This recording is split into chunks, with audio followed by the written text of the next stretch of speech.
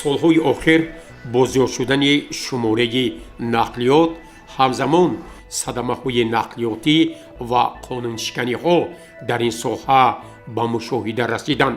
Бо мақсади пешгирӣ аз ҳолатҳои садамавӣ, амнияти шаҳрвандон, ронандагон ва ҳамзамон баландбардоштани маърифати онҳо ҷиҳати риояи талаботи қонуну қоидаҳои ҳаракат дар роҳҳо бо фармони прокурори генералии ҷумҳурии Тоҷикистон тахти рақами 26 аз 15 феврали соли 2016 дар бораи тадбирҳои пурзор намудани назорати прокурорӣ оид ба иҷрои қонунгузории нақлиёт қабул гардид. Давоми ин солҳо аз ҷониби мақомоти прокуратура, боздастии давлатии автомобилӣ, инчунин шӯъбаи раёсати хадамоти давлатии назорат ва танзим дар соҳаи нақлиёти вилояти Суғд дар минтақаи Зарафшон корҳои муайян ба анҷом расонида шуданд.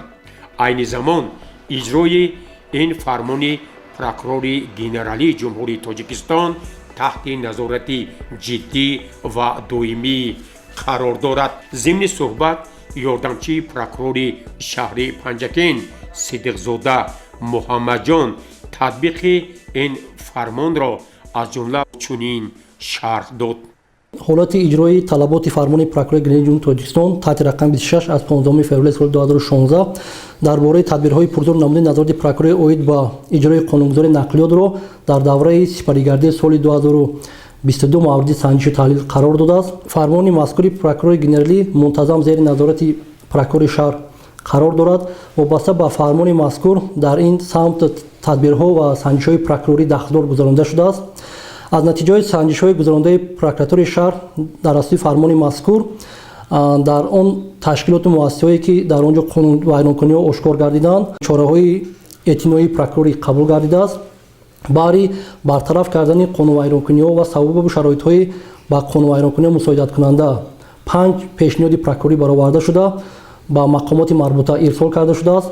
вобаста ба он санадҳои қабулнамудаи раёсати хадамоти давлати танзим дар соҳаи нақлиёт дар вилояти Суғд дар водии Зарафшон вобаста ба он қарорҳои қабул кардаи онро мавриди санҷиш омӯзиши прокурорӣ қарор гирифта вобаста ба он қонунвайронкуние ки дар ҳангоми баррасии парвандаҳои маъмурӣ аз ҷониби раёсати мазкур ҷой доштанд 15 эътирозҳои прокурорӣ бароварда шуда барои бартараф кардан ва ба қонун мутобиқ кардан ба хадамоти мазкур бозпас гардонда шудааст. Сабаби асосии эътирозҳои прокурорӣ ба парвандаҳои маъмурие ки аз ҷониби хадамот қабул кардааст ва барои омӯзиш ба прокуратура ирсол мегардад дар он ҳангоми омӯзиш нодуруст татбиқ намудани талаботҳои кодекси ҳуқуқи хайвонкунии маъмурӣ ва талаботи кодекси ҳуқуқи хайвонкунии маъмурӣ мебошад ки дар ҳангоми омӯзиши он ин камбудӣ ошкор карда шуда барои бартараф кардан ва ба қонун мутобиқ кардан эътироз оварда шудааст.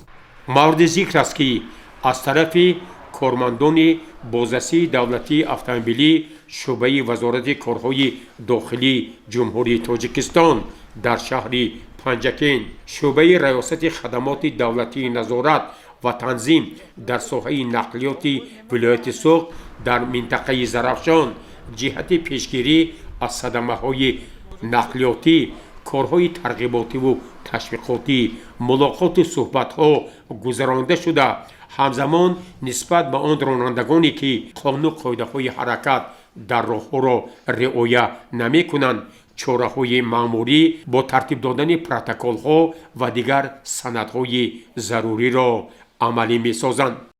вобаста ба садамаҳои нақлиётӣ ва он ҳодисаҳои нохуше ки дар роҳ ва нақлиёт рух медиҳад дар якҷоягӣ бо мақомоти хадамоти номбурда ва шӯъбаи бозратии давлатии автомобилӣ шӯъбаи вазорати кори дохилӣ дар шаҳри Панҷакен дар якҷоягӣ бо мақомоти иҷроии ҳокимияти давлатии шаҳр нақшачорабиниҳо тартиб дода шуда вобаста ба пешгирӣ намудани садамаҳои нақлиётӣ дар муассисаҳои таълимӣ коллективҳои меҳнатӣ мунтазам суҳбату вохӯриҳо гузаронида шуда истодааст ки ҳадафи асосии онҳо пешгирӣ намудани садамаҳои нақлиётӣ ва он ҳодисаҳое ки дар роҳ нақлиёт рух медиҳад.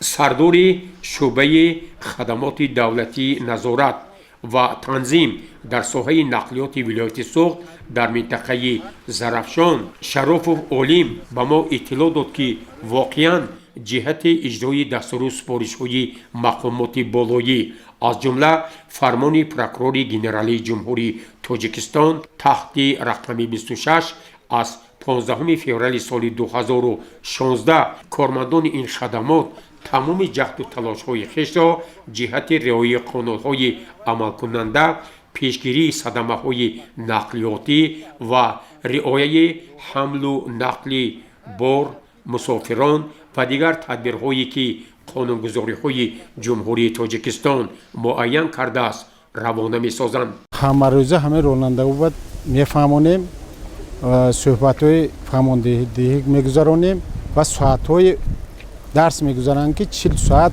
در یک سال که درباره صدمه نشود شروع خدمت کنند روی قانون حرکت کنند علامت‌های روهای فرمانده میشد. این با نه تنها موقتی با مؤسسه دولتی نقلیات اتومبیل خدمت رسان لوجستیکی هم هست همین شهر پنجکین با میگذارند و کارت میگیرند. من همین 10 ماه با 1320 نفر خبرنگاری ماموری که آشکار شده بود نسبت اونها ما پروتکل خبرنگاری ماموری کدوم خبرنگاری ماموری اینجا داره؟ بسیارتر نش خدشه را عوض میکنن اینو. بعد دیگر که با ماشین‌های بارکشون با تعلق دارد 322 291 قسم 2 و 510 به اجازت نامه فعالیت کردن 512 قسم 1 شرط طلبات اجازت نامه همین خیلی باز از 1 اکتبر تا 15 اکتبر من با سردار بازرسی شهر پنجکین کردیم ما عملیات اسکوه بود که ما با همراه همنا کار کرده بسیار کارهای به انجام رساندیم و پروتکل‌های خبرنگاری مردم. عملیات چی مقصد داشت؟ قاعده اسکوه ویران کردم.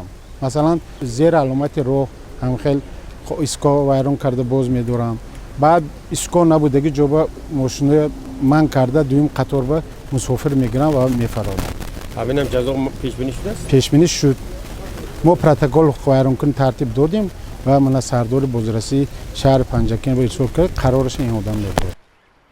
ضمن صحبت سردار شعبه بازرسی دولتی اتومبیلی شعبه وزارت کارهای داخلی جمهوری تاجیکستان در شهر پنجکین پادپالکانی که میلیسیا رحیمزاده قربان یوسف اندیشه و ملاحظات خویش را پیرامون پیشگیری صدمه‌های نقلیاتی این طور ارزیابی کرد.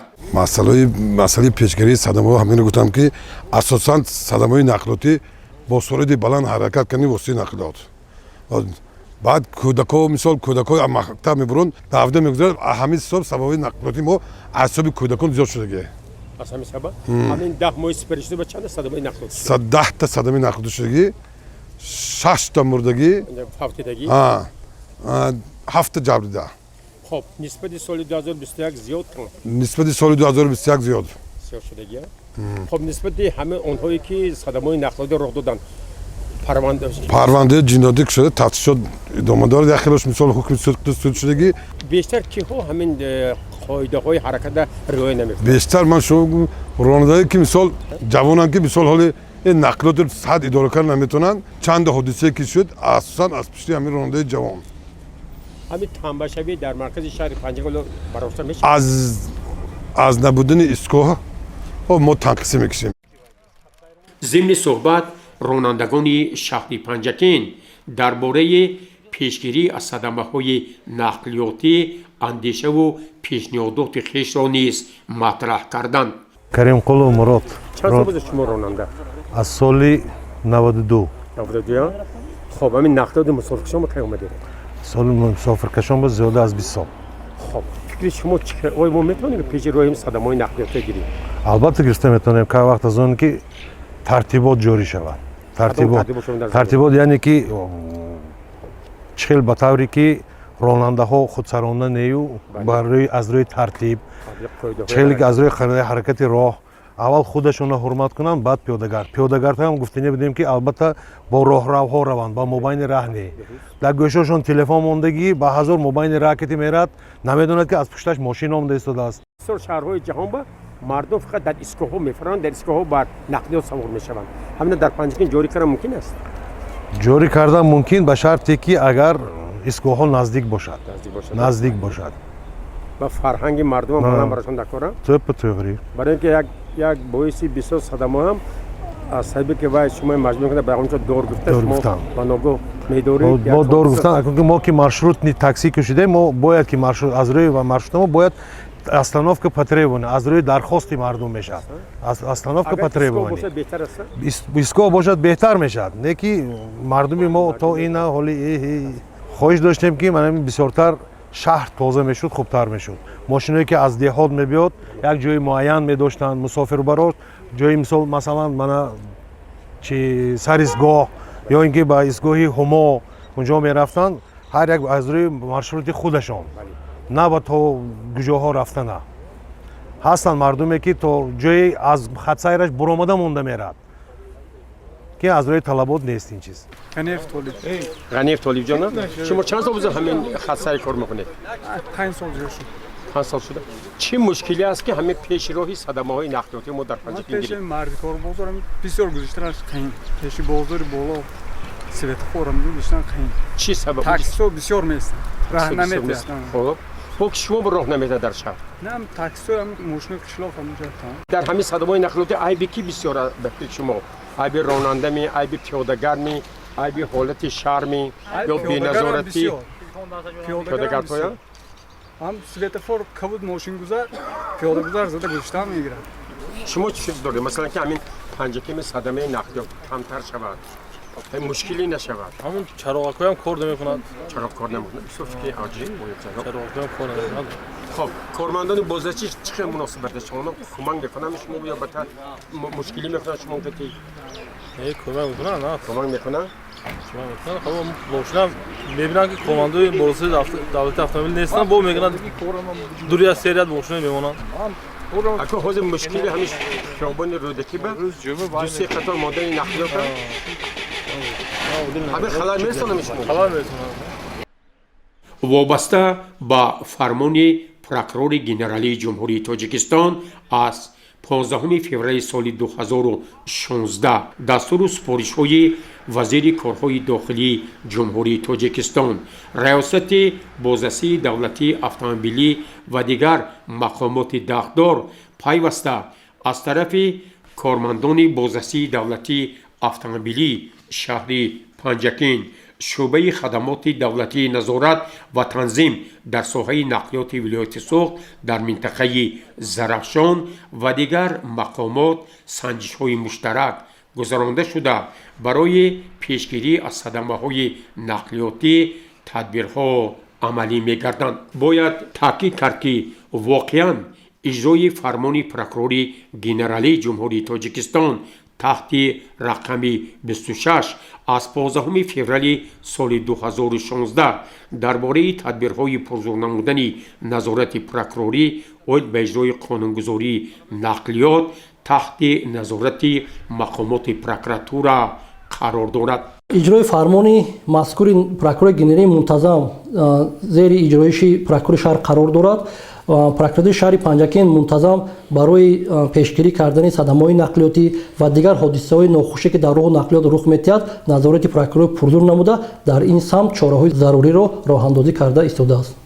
واقعاً مسئله پیشگیری صدمه‌های نقلیاتی بلند برداشتن معرفت رانندگان و پیاده‌گردان از سمت‌های مهم فعالیت ساختارهای مربوطه میباشد. در صورت عملی شدن این تدبیرها ما میتوانیم برای باز هم به خطر نمودن حرکت در راهها و همزمان برای پیشگیری صدمه‌های نقلیاتی و به یک شهر به خطر از نگاه صدمه‌های ناخوش نقلیاتی تبدیل دادن شهر باستانی پنجکین با کامیابی‌های کلان نائل گردیم. زیرا کارمندان مقامات داغدار و خدماتی که با بخطری نقلیات مسئولند شعار خویش را اساساً با امنیت شهروندان از حادثه‌های ناخوش راه و نقلیات روانه سازند که این برای رشد جامعه همه طرفه مفید است.